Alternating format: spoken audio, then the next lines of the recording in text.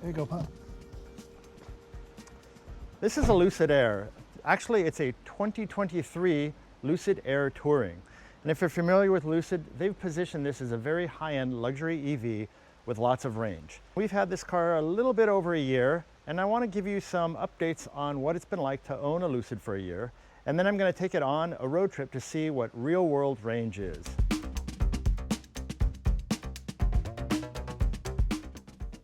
The Lucid Air is a luxury electric sedan. It's aimed at the high-end EV market.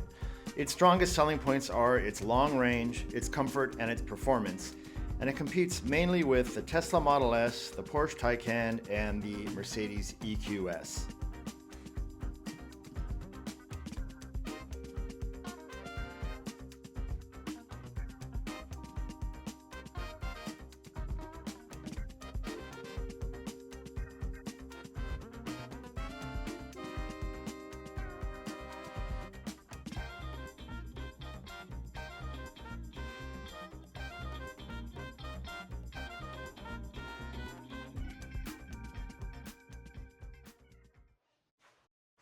Lucid, being a new car brand, really doesn't have a reputation, or at least it's trying to build a reputation, so a lot of people don't know what the Lucid ownership experience is.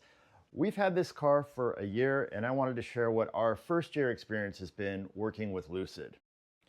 I've got to say though, the first 6 months were pretty rough, and it all started with the delivery. Now, we purchased this car online and we saw pictures. It was actually a Lucid used car that we purchased. And when we took delivery, there was actually damage to the car. And when the delivery people brought it to us, we noticed damage on the silver part of the roof. And they told us our options were to either reject the car, but then we would risk losing the deposit we put down on it, or accept the car and they would schedule service to repair it. And at that time, we really liked the car and we scheduled a service right away for them to take the car and repair any of the damage. But it was a little disappointing that they would actually deliver a car that has damage, and the damage didn't show on the pictures that they sent us of the car. So that was probably our first disappointment. Our second incident during that first 6 months was the registration and title. Now, again, this was a used Lucid that we purchased, and we did all the online paperwork. And when we picked up the car, they gave us a 30-day temporary tag, like any new car dealer would do. However, after 30 days, we never received registration or title. And in fact, it took them 5 months to find the registration and send us the registration and title. During that time, our temporary registration had expired. We called Lucid customer service every week for probably about 4.5 months while they tried to track down the title and the registration for this car. No one could actually tell us what the problem was with registration, but eventually after about 5, it took almost 6 months from the time that we bought the car for us to actually get the title and registration. So that was another area that was pretty disappointing. But the biggest issue we had was a lot of electronic gremlins during those first 6 months. We had lots of things, many random fault messages that would appear on the screen. We would have random profiles not working. I would get in the car and it wouldn't adjust my seat or recognize me. Our main screen would go blank. The car would not shut off. We would leave the car here in the garage and walk away and it would be unlocked and everything would still be running. Or the worst part was we would walk up to the car and we couldn't open it up at all. It wouldn't recognize us.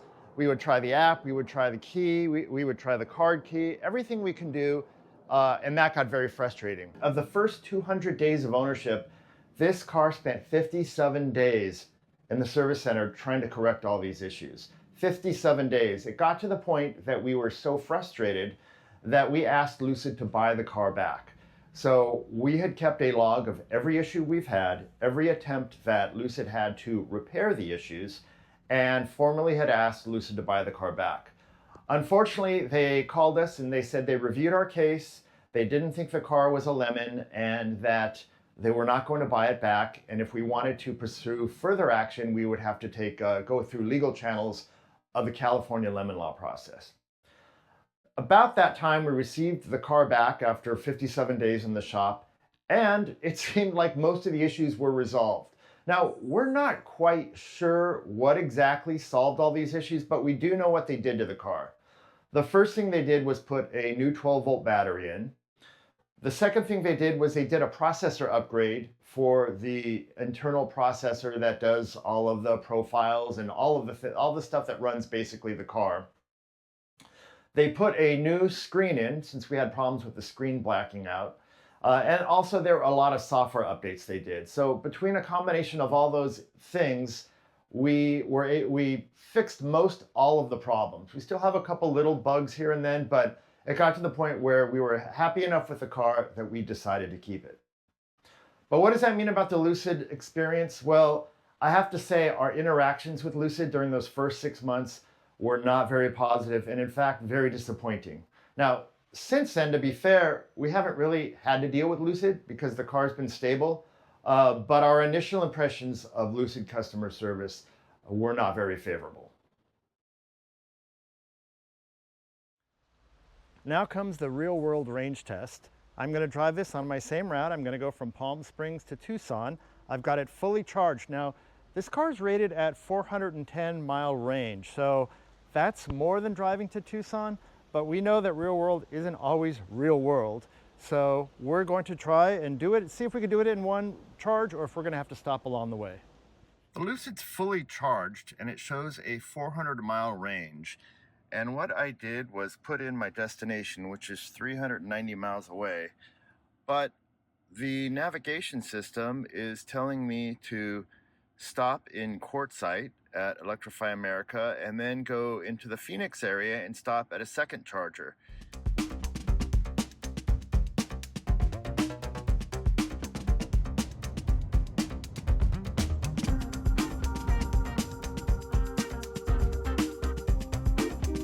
We're on Dream Drive Pro. I literally am not touching the steering wheel. It is doing everything for me as we drive through the California desert. A little over an hour into the trip, and with full self-driving, I'm basically sitting here, kind of bored, looking at the California desert in the background. But it's not all not being engaged. There is a camera in the car, and it's looking at you, and if you look away from the road for a long period of time, it will remind you to pay attention. So I'm blocking the camera with the phone, and the car can't see me. So now it's going to say unable to detect face. Wait a few seconds, and then it's going to give me an alert to take over, and it's going to turn off the full self-driving. There you go. So I just shook the wheel, got back into camera view, and now it's taken over again. So this is interesting. It says I've driven over 100 miles, and I'll have a 173-mile range when I stop in 40 miles. So that would make my range just a little over 300-something miles.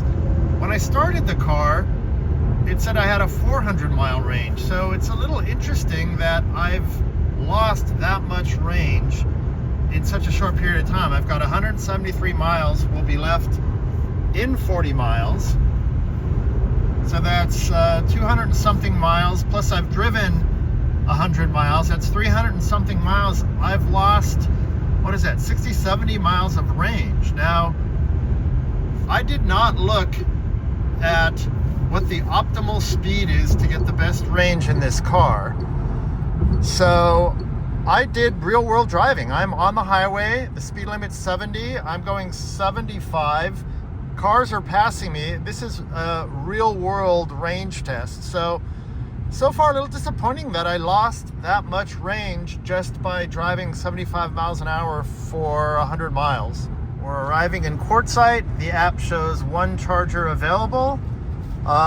Because it told me to do a quick 9-minute charge, I'm gonna stop and we'll see how it goes. Now turn right and then turn right. I've driven 141 miles and it says I'll have 169 miles when I get to the station, which is, a block away. So 169 plus 141 is what the new range is, which is much different than the range that we started with on the car. Well, the Electrify America was all filled up, and so even though the app said one was available, so we are going to go over to Tesla, which which is right over here behind this terrible station. All right, have the adapter and the charger.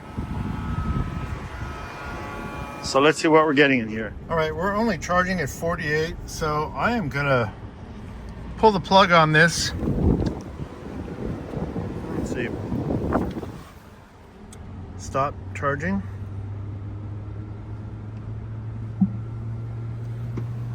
Pull the plug.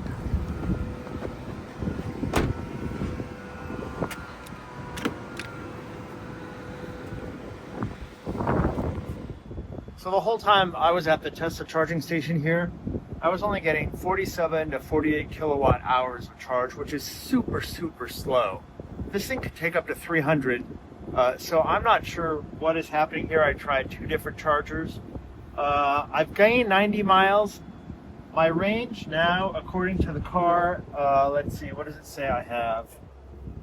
Yeah, 269 miles. That should get me to Tucson without another charge, even though this charge was slow. So I'm going to attempt to make the rest of the road trip without stopping. We will see. If this range drops dramatically, then I'll probably do a little top off probably in the Chandler area. In Quartzsite, we charged for a total of 31 minutes at a very low charge rate of 48 kilowatt hours. The cost was 56 cents a kilowatt hour for a total of $13. We drove 141 miles and we did not completely fill the battery up. I've driven 72 miles since Quartzsite, and now the navigation is telling me to get off in 38 miles for charging, but it also shows that I have 166 miles of range left. So that's still not enough to get all the way to where I need to be in Tucson, but I don't know why it wants me to stop in 38 miles. I could go much further and charge closer to Tucson, where I would then arrive at Tucson with a more of a charge. So what I'm going to do is I'm going to go to the original plan where it had me going to Chandler and charge there. I'm not quite sure why it wants me to get off early and charge. It just doesn't seem to make a lot of sense. Hey, sorry for the interruption. If you're enjoying this video, consider subscribing. It really helps the channel and it helps promote it to other people who might be interested. So take a few seconds, hit that subscribe button, and while you're at it, give the video a thumbs up. All right, we are about 10 miles from Chandler, and now with only 93 range, the range has dropped again. It is telling me to go to the charge station and charge for 12 minutes in order for me to make it to Tucson. All right, at the outlets plugged in. And let's see, way faster than the Tesla charger. 206. All right, I'm at 12 minutes, which is what it said I should charge for. The battery charge says 217 miles. If I look on where I'm going, it's about 101 miles. So I've got plenty of charge. I don't know why it had me stop here for 12 miles or 12 minutes, but I think I'm gonna plug and go. I even with it being unreliable, I have so much backup I should make it. So I'm gonna unplug and get going. In Chandler, we charged for a total of 14 minutes at a peak charge rate of 206 kilowatt hours. The cost was 55 cents per kilowatt hour for a total cost of $17.80. We had driven 142 miles from Quartzsite to get here, and we did not completely fill up the battery at this point. So my range here shows 214 miles, but I'm 109 miles to my destination and will have 55 miles on arrival. So 109 plus 55 is not 214. Again, this calculation is not correct and off by quite a bit. I am glad I am not relying on this. Otherwise, I'd probably be in a lot of hurt right now. All right, we are in Casa Grande, which is, fun fact, where this car is made. A lot of people don't know that this is actually an Arizona manufactured car, manufactured right here in Casa Grande, Arizona. All right, I arrived in East Tucson, and of course the next thing I got to do is fully charge the car so I could see what the exact range is. So I started with a full battery. I did 2 top-offs along the way, and now I'm gonna fully charge it. And that way I will know exactly how much electricity I used on the entire run. So here we go. And then I will check it in the morning, see how much we put in there, and run all my calculations.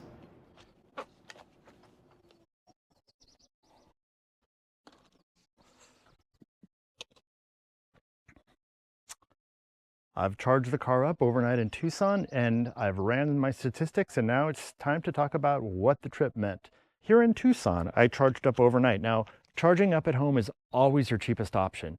And depending upon who your electrical provider is, it's a fraction of what that charging stations will charge. So filling up the destination, I drove 103 miles. I had 67 miles left on the range of the car when I arrived here. I charged for 9 hours and 45 minutes. Obviously, it's not a high-speed charger that I have here. I received 66 kilowatt hours. That was 13 cents a kilowatt hour I was paying. Now, in the other stations, I was paying 60 and 65 cents. So you could see this is just a fraction of what the cost is for charging at home versus at a high-speed charger. My total charge here was $9.09, which made this segment of the drive 8 cents a mile. So let me give you the statistics of the whole ride. Overall, I drove 390 miles from Palm Springs to Tucson. The total cost was $42.76, and my average cost was 10 cents a mile. Now, because I didn't really use a lot of energy from the charging stations, most of my charging was at home where it was a cheaper rate, and that's why I got a much cheaper drive out here at 10 cents a mile. Now, like I did last time, I wanted to compare driving the Lucid to a similar car. And I went online and tried to find out a sedan, a luxury sedan that I could compare it to. And to be honest, there's not a lot of sedans on the road, but I did find one that I think is good and comparable, and that is the Cadillac CT5. The reason I chose that is a similar size car, similar price range. It's American made, just as this is made in Arizona. And it targets the same market, kind of a luxury premium set of where it's going for. So a Cadillac CT5, it takes premium fuel, so keep that in mind, and averages 22.7 miles per gallon. I looked up what the Arizona average cost of premium is, and right now with all this chaos going on, it's $5.19 a gallon for premium here in Arizona. To drive the 390 miles from Palm Springs to Tucson would have taken 17.18 gallons of gas.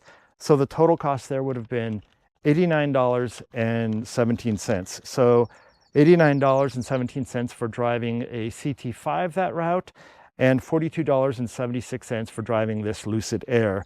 For a difference of $46.41 is basically what I saved. And again, most of that savings is because I didn't have to rely on chargers that charge a higher rate. A second question I get asked is time. How much time did this take to actually charge the car up? So my total charging time was 45 minutes. So I had the 2 different stops, and that equaled 45 minutes of charge time. So it took me about 5 minutes or so to get off the highway and plug in the car on both stops. So add another 10 minutes. That was about 55 minutes that was added to this trip to take the electric car versus a CT5, a similar gas car. So there it is. For people who wanted to know what the difference is, the range in this car did help because I was able to charge more at home where it's less cost. And speeds of charging did really affect that. If I didn't have that mess up in the Tesla charging station, I probably would have shaved, I don't know, a good 20 minutes off the charge time. So what are my final thoughts on the Lucid Air? Well, I tell you, I really, really want to like the car. I mean, the design is beautiful. The styling of it, I don't know how they got so much room in that back seat. A lot of thoughtful features. I think the interior layout is really nice. It's really got a lot going for it. But as much as I really want to like this car, I just can't. The one thing that's really consistent about this Lucid Air is it consistently disappoints. The sales process was disappointing. The customer support when we had issues is disappointing. The random things the car does is disappointing. And on this road trip, it was very disappointing to see that what my real world range was isn't what I expected it to be. So usually when you get in a car, you want to be excited about it. And I kind of find myself getting in the car, getting disappointed every time. I think the expectation of this car is so high that every time it fails, I just get disappointed. Am I going to keep the car? Yeah, well, we've kept it for a year already. We'll probably keep it for another year. But would I buy another Lucid at this point? Probably not. But again, if you're a Lucid owner, you might have had a very different experience than we have. We've just not had great experiences, and it seems like disappointment is the continuous theme of ownership of this vehicle. Hey, if you like this video and you like these just regular car reviews, why don't you give it a thumbs up? And if you like and subscribe to the channel, please do so. It helps build the channel. And as always, thanks for watching.